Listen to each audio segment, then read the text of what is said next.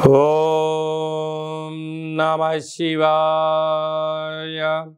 ఓం నమో నారాయణాయ. ఓం శ్రీ నరదృష్టి నివారణ కాళభైరవాయ నమో నమః. ఓం దాశరథాయ విద్మహే సీతావల్లభాయ ధీమహి తన్నో శ్రీరామచంద్ర ప్రచోదయాతు. హరి ఓం. మా ఛానల్కి స్వాగతం.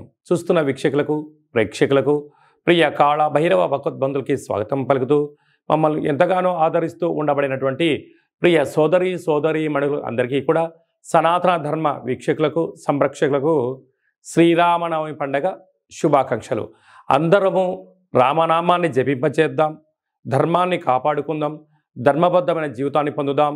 అయోధ్యలో రామ విగ్రహ ప్రతిష్ఠ అయిన తర్వాత మొట్టమొదటిసారిగా జరుగుతూ ఉండబడినటువంటి శ్రీరామనవమి కనుక రాబోయే కాలంలో మనం అందరము కూడా అయోధ్య వెళ్దాం, రాముని దర్శిద్దాం, రామతత్వాన్ని మనము తెలుసుకుందాం. 16వ తారీఖు 4వ నెల 2024 నుండి 30/4/2024 వరకు పుట్టినటువంటి వారందరికీ కూడా ముందస్తుగా జన్మదిన శుభాకాంక్షలు.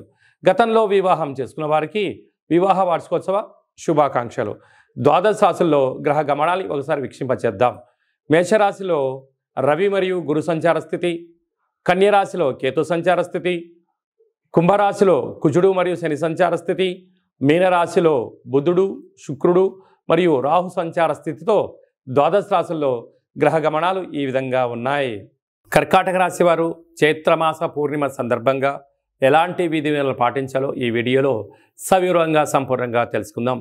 కర్కాటక రాశిలో ఏ నక్షత్రాలు వస్తాయనగా పునర్వసు నక్షత్రంలోని చివరి పాదమైన 4వ పాదము, పుషమి నక్షత్రంలో 4 పాదాలు, ఆశ్లేష నక్షత్రంలో 4 పాదాలు కలిపితే కర్కాటక రాశి.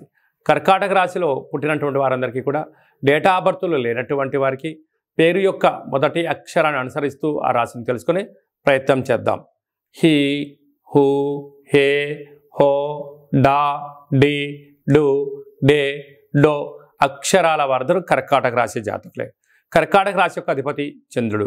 వీరికి తృతీయంలో కేతువు, అష్టమంలోనే కుజుడు, అష్టమంలోని శని సంచార స్థితి, భాగ్యస్థానంలో బుధుడు శుక్రుడు రాహు సంచార స్థితి, రాజ్యస్థానంలో రవి గురు సంచార స్థితిలో ఉన్నప్పుడు ఒకవైపు కుజదోషం, మరొక వైపు అష్టమ స్థానంలో శని స్వక్షత్రకారకుడు అవ్వడం వలన మీ జన్మ నక్షత్రం రోజున పూర్ణిమ తిథి యందున దూర వాయు జల ప్రయాణాలు పెట్టుకోవద్దు, ఆయుధాలతో చెలగాట ఆడవద్దు, వంటింట్లో కానీ వాహనాల్లో కానీ ట్రాఫిక్ సిగ్నల్స్ దగ్గర కానీ మీరు దయచేసి ఆకతాయి పనులు చేయకపోవడం ఉత్తమోత్తం.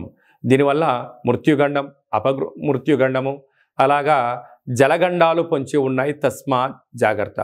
అదే కాకుండా చిన్న చిన్న విషయాలకు ఆందోళన తగదు.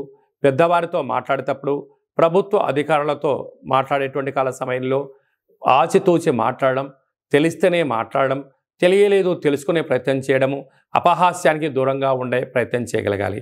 మార్కెటింగ్ రంగం వారు, సేవా రంగాల వారు, హోటల్ ఉత్పత్తులు, నీటితో కూడుకున్న ఫిష్లు, రొయ్యలు, చేపలకు సంబంధించినటువంటి ఆహార ఉత్పత్తులు పెంచేటువంటి వారందరూ, వ్యవసాయ సోదరీమణులు, గృహ భవన నిర్మాణ కార్యక్రమం చేసేటువంటి ఎంతో జాగ్రత్త అవసరం చెప్పి గమనించాలి.